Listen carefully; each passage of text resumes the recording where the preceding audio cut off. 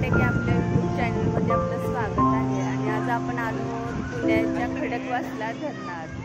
माझ्या पाठीमागं पाहत आहात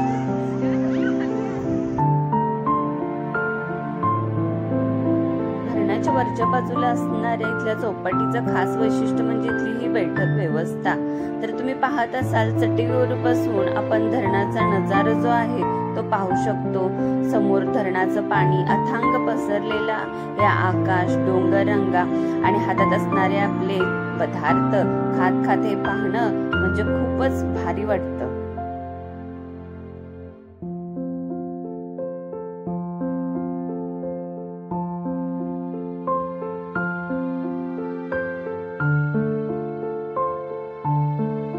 इथून 16 किलोमीटर अंतरावर आहे। स्वराज्याचे तिसरे छत्रपती शिवपुत्र राजाराम महाराज यांचे तिथे समाधी स्थळ आहे।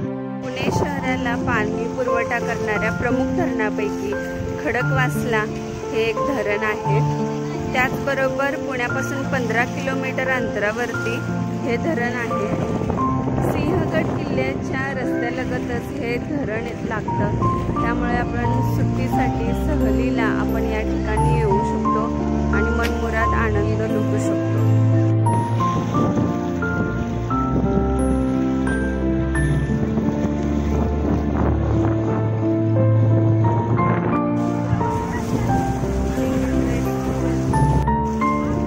यानंतर वडापावचा पण आनंद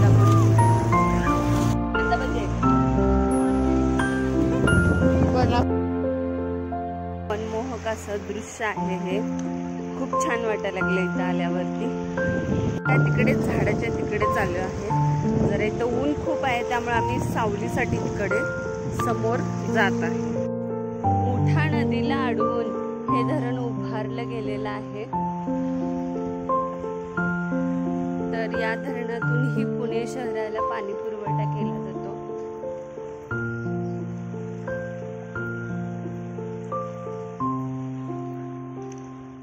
किल्ल्याला भेट देण्यासाठी जात असाल तर तुम्ही नक्कीच या खडकवासला धरणाला ही भेट द्या, किंवा खडकवासला केल्यावर तुम्ही सिंहगड किल्ला